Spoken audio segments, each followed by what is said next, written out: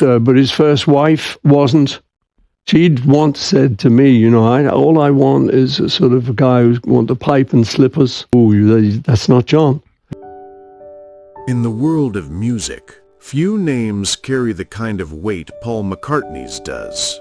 For decades, he's been seen as the charming Beatle, the one with the soft smile, the timeless songs, and a reputation for keeping the peace.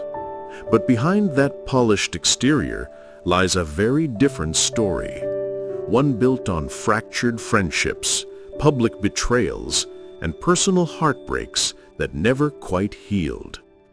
In a rare and candid interview with The Guardian, Paul, now 83, quietly revealed something most fans never expected to hear. There's a list of women in his past, women who, according to him, left wounds too deep to forgive. These weren't ordinary feuds. Each name on that list is tied to a moment that changed the course of his life, his music, or the legacy of the Beatles itself. This story isn't about gossip. It's about power, love, and trust, and the ways those can shape legends. If you enjoy exploring the untold chapters of vintage Hollywood and music history, make sure to like this video and subscribe, so you don't miss the stories that often stay in the shadows.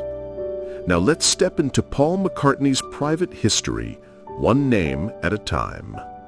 The first name on Paul's list is the one that fans have argued about for decades: Yoko Ono. She wasn't just a figure in John Lennon's personal life. To Paul, she represented the moment everything began to crack.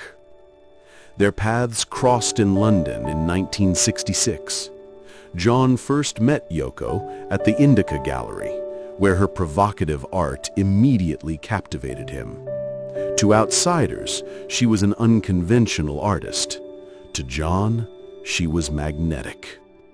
At the time, Paul thought of her as nothing more than an eccentric friend. Interesting, maybe a bit strange, but harmless. But by 1968, things changed. Yoko started showing up at Abbey Road, sitting in on recording sessions. It broke one of the band's most sacred rules: no outsiders during their creative process. It might sound small, but inside the Beatles' world, this was huge. Every note, every lyric had always been just between the four of them. Suddenly, Yoko was there, watching, commenting, even suggesting musical changes. Paul hated it. It wasn't just about control, it was about the bond they once had as a group.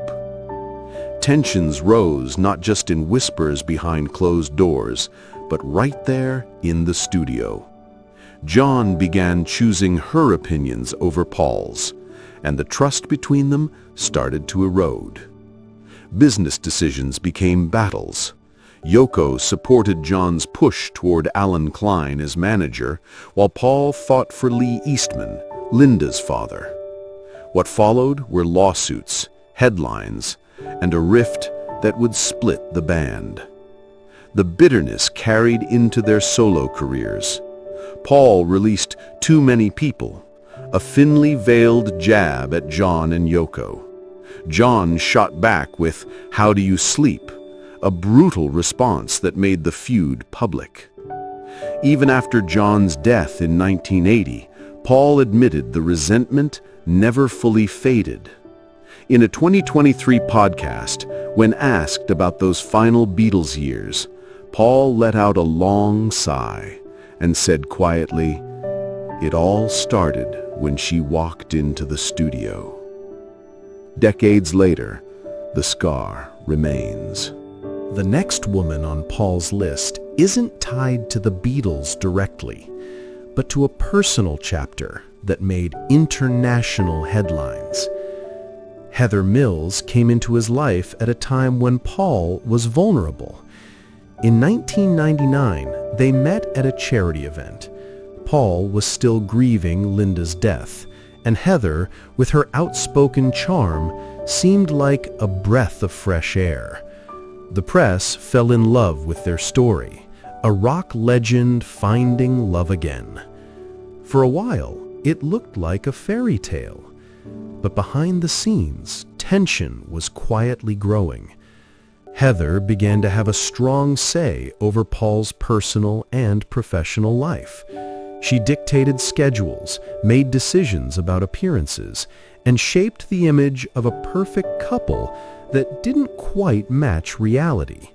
Tabloids caught hints of their strain long before the couple ever admitted it publicly. When the marriage collapsed, it did so dramatically. In 2006, Heather filed for divorce, and what followed was one of the most talked about legal battles in celebrity history. She initially demanded an enormous settlement of $250 million.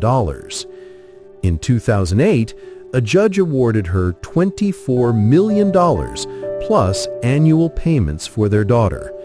But the headlines weren't just about money. He never responded publicly.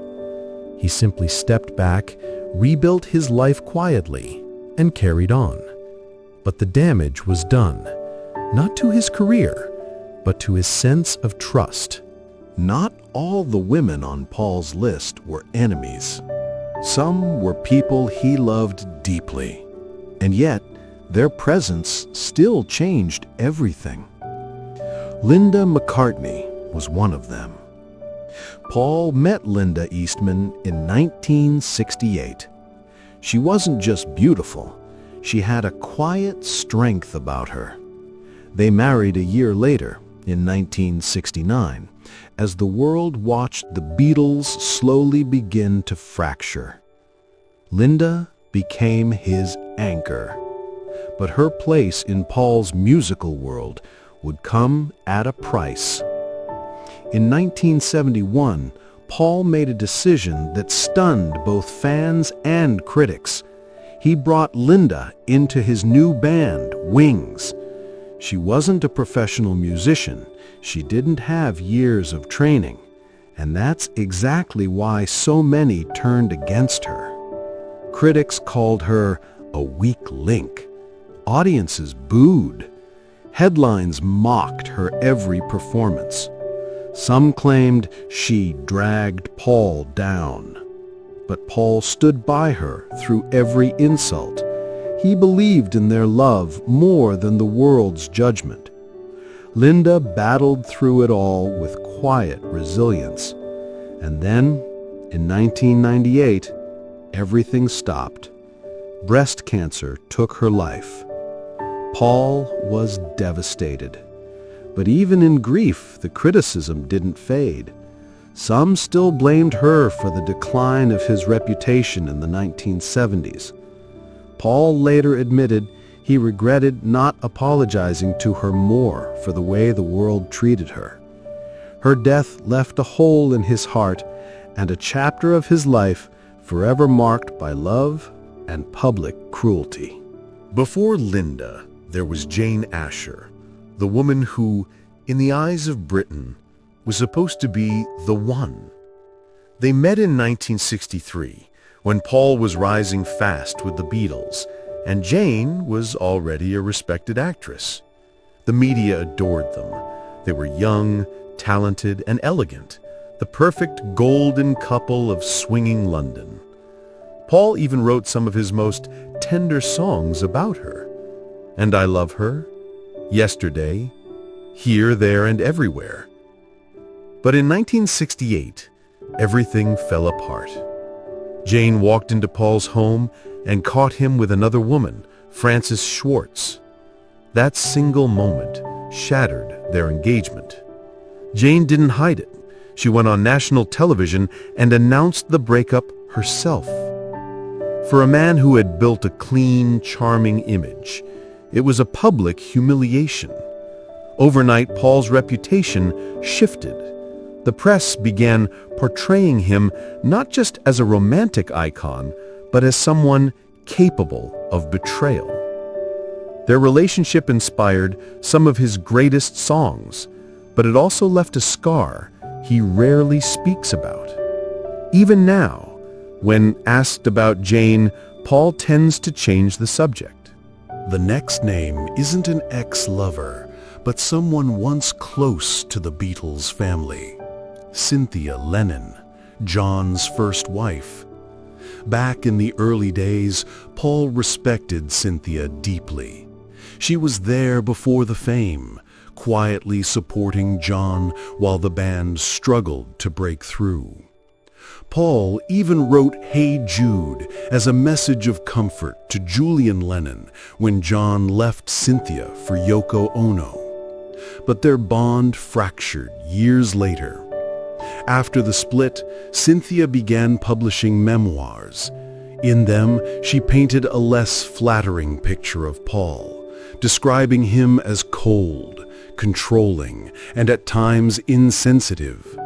Those stories spread fast. Public sympathy began to shift. Paul, once seen as the good Beatle, suddenly had shadows cast over his image. He chose not to retaliate or respond publicly, but the resentment lingered. Cynthia's words reopened old wounds from a time Paul was trying to move past. The last name on Paul's list is one of the most iconic muses of the 1960s, Pattie Boyd. She first entered the Beatles' orbit in 1964 when she met George Harrison on the set of A Hard Day's Night. Their love story was fast and glamorous. Paul even stood as best man at their wedding. Pattie embodied the spirit of the era, elegant, free-spirited, and adored. But in the years that followed, a complicated triangle emerged. Eric Clapton fell in love with Pattie and poured his obsession into Lila, one of rock's greatest love songs. Suddenly, Pattie was at the center of quiet tension between two of the most famous musicians in the world. While Paul wasn't romantically involved with her, the chaos surrounding Pattie contributed to cracks within their tight-knit circle. Rumors, jealousy, and shifting alliances created a tension that bled into the Beatles' already fragile bond. For Paul, she wasn't someone who betrayed him directly, but someone whose presence marked yet another fracture in the empire he'd helped build. For most of the world, Paul McCartney will always be remembered as a legend, the man who wrote songs that defined generations. But legends are shaped not only by their triumphs, but by the people who left scars along the way. Each of these women, Yoko, Heather, Linda, Jane, Cynthia, and Pattie, represents a different chapter of his story.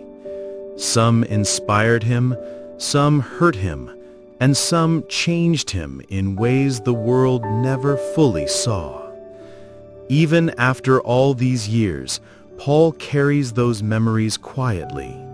Behind the music and the fame, he's still a man who loved, lost, and remembers.